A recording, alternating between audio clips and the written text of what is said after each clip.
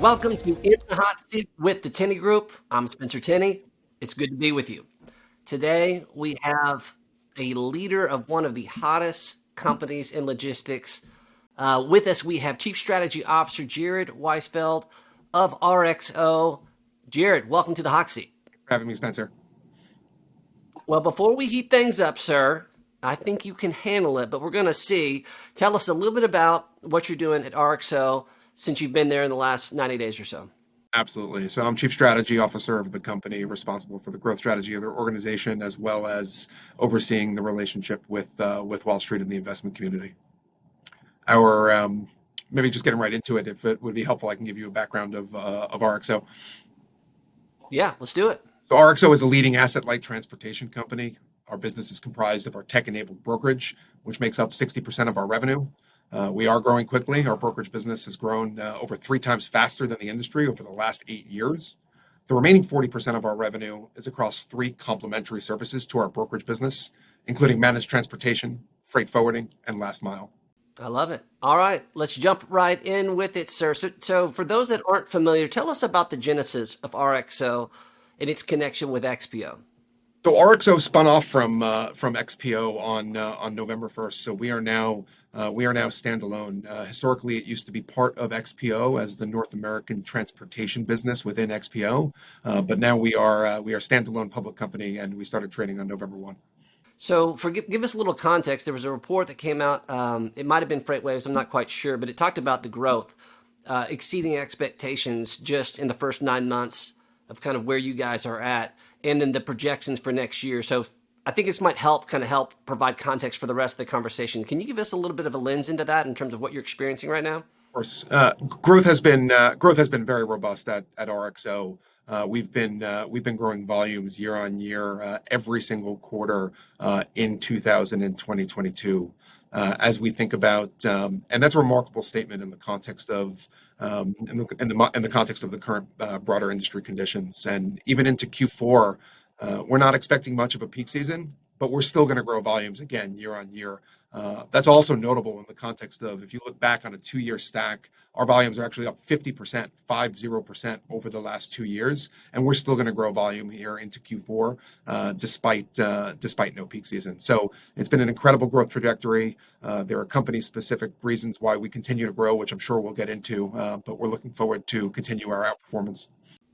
Well, you touched on this, but let's unpack this just a little bit because you all spun off this business in a time that, on paper, probably not the most favorable time from a macroeconomic standpoint or from a freight situation either. So what was some of the thinking and the strategic rationale for the timing of spinning it off from XPO to RXO? Sure. So in terms of the rationale of the spin, right? I think there were a couple things. Number one, it's going to absolutely unlock shareholder value in terms of when you think about the financial merits of the spin.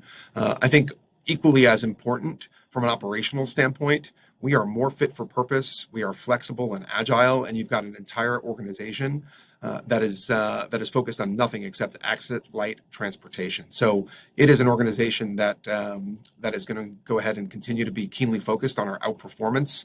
And quite frankly, we're looking at the opportunity to show the resilience of the profile of the company heading into next year. When you think about how RXO was built, RXO was built on Fortune 100 and Fortune 500 customers. We cater to over 50 of the Fortune 100. Over 200 of the Fortune 500. So this was the organization that was built on the largest shippers here in North America, and we're looking forward to showing our continued outperformance throughout, regardless of the market environment. So, when some people, when they hear, multi-billion-dollar company being agile, being flexible, sometimes that might be a little bit of a disconnect there.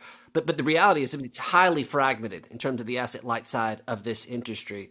So when you think about resiliency, what do you think as moving forward the next year or two, how do you guys think about resiliency and what's necessary to demonstrate that? So heading into next year, RXO is focused on execution and outperformance. This is an operations team that's been together for a very long time. Director level and above have been together for 10 years, and they've seen many different freight cycles. So we're focused on profitable growth across market cycles. That's no different heading into next year. And quite frankly, when you look at the technology platform that we've built over the years, we spent hundreds and hundreds of millions of dollars building up this platform. This platform allows us to go ahead and be flexible and agile throughout the market cycle. So you'll see us pivot from an end market standpoint, whether it's contract versus spot, and we'll do so faster than anybody else in the market. I saw an interview with you, and I don't remember who it was with, but you were just talking about tech. This is probably a few months ago, but you were talking about tech within XPO and RXO, and I'm very much aware of how much money and investment that XPO has historically put towards that in terms of innovation.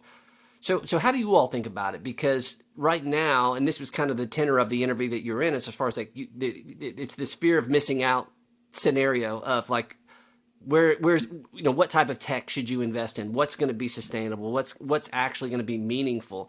How do you all think about this when it feels like the tech innovations are changing so fast? Absolutely. So to set the stage, so we've built the platform, spent hundreds and hundreds of millions of dollars, like I talked about, building that platform, and we've had first mover advantage, right? You think about when we started. We now have a decade worth of data, and it's important to think about the fact that the platform was built leveraging machine learning, artificial intelligence, all of the cutting edge technology that you would expect to ensure that we've got the best pricing algorithms to ensure that we are the most competitive from a technology platform standpoint. So I also think it's really important to note that our platform is highly scalable and it's leverageable across the entire organization.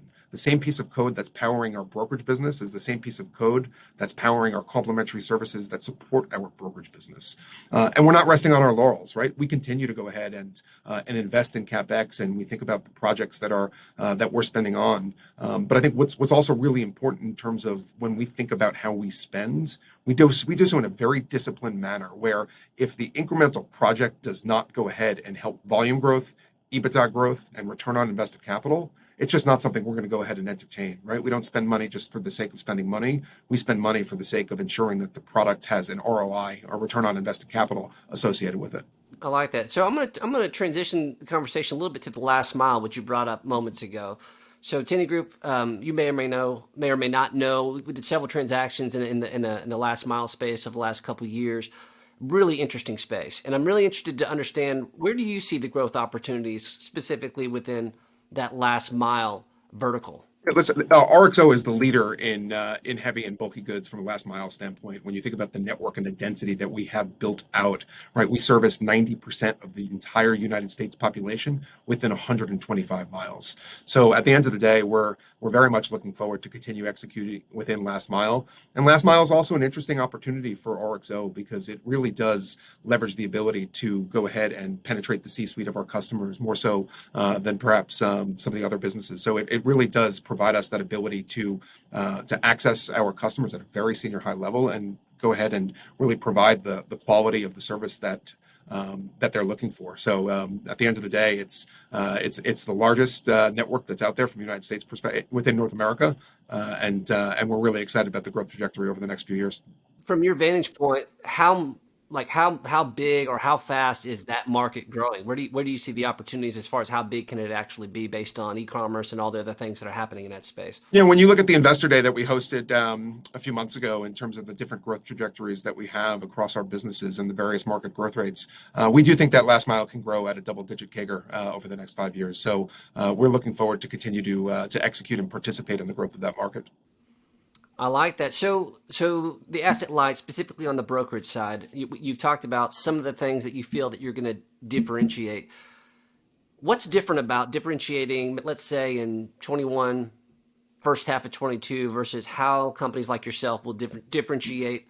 When the freight economy is a little bit more compressed, what's that going to look like for you guys in terms of how you differentiate and bring value to prospective customers? Listen, I mean, regardless of market cycle, we're going to execute on the playbook that we talked about earlier in terms of having that first mover advantage from a technology standpoint, leveraging our capacity, right? We have access to 1.5 million trucks, over 100,000 carriers, And that's just part of the story. The key to RXO's differentiation really is our technology platform in terms of having that first mover advantage with a highly scalable platform that's built from the ground up, leveraging machine learning, artificial intelligence, and leveraging the massive amounts of data, right? And it's not just the data within our brokerage business, which we talked about, which is growing 3 times faster than the market, but we also get to leverage the data from our managed transportation business. Our managed transportation business, we've doubled freight under management over the last 3 years from $2 billion to about $4 billion. So again, that leverages the same technology platform, and we're able to go ahead and really take advantage of all the data, all the proprietary data that we have. And nobody's picking up on your passion at all right now, Jared, just so you know. So, obviously you're very excited about it. So let's talk about this, moving out from, you're the strategy man. So when you look out a couple years out down the road, what are some areas that you think, I wouldn't say concern, but what are the things that you have your eye on that could present challenges, not just to your team, but to the industry at large? Where we are focusing the most on is in terms of what we cannot control, right? Is in terms of the macro.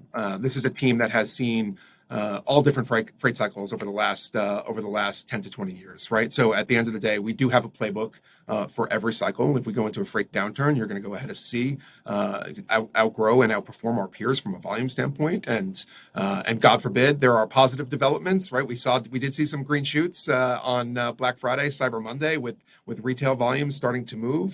So if the market does tighten up and you see the load to truck ratio start to go the other way, right? You'll see us do what you'd expect us to do. We'll pivot to the spot market in a more aggressive way. But I think it goes back to the point that we have this flexible operating model, and we're going to go ahead and pivot depending on market conditions. I like it. I like it.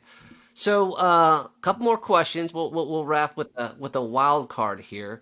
So, tell us something about the culture of RXO that maybe somebody that they see the headlines, they see the growth, but maybe they don't see as far as behind the scenes. What makes it go? Obviously, they're attracting meaningful talent. What's something about the culture that you could share with us that nobody else would probably be able to have access to? It's an incredibly entrepreneurial culture. There is no red tape, and we are a flat organization trying to go ahead and drive to the same goal, and that goal is outperformance and execution. So the culture, it's warm, it's welcoming, and it's entrepreneurial. It really is a meritocracy in terms of just wanting everybody to succeed within the organization. All right, Jared, one final question, a little bit of a wild card here. So let's imagine that you're speaking to young Jared coming out of college who aspires to be a dynamic leader in the supply chain. What advice would you give him to help him just get out on his path and be highly successful? What was one piece of advice that you would share? When you think about my past experiences, I would not be here today if I didn't take the approach that it's always an amazing idea to continue to expand your network and meet new individuals. You think about where I am today. It wouldn't have happened if I didn't just continue to expand the network and take the next call. So you never know where each conversation is going to lead to, and I think the ability to go ahead and continue to expand your network from a social standpoint, from a professional standpoint, could open up so many doors in the future that you would not expect. So I think that would certainly be my words of advice to younger Jared. All right, college students watching this, start working on that Rolodex. You heard it from Jared. I think he's a pretty good source here. Well, that's going to do it for us in the hot seat. Thank you, Jared. We will see you next time.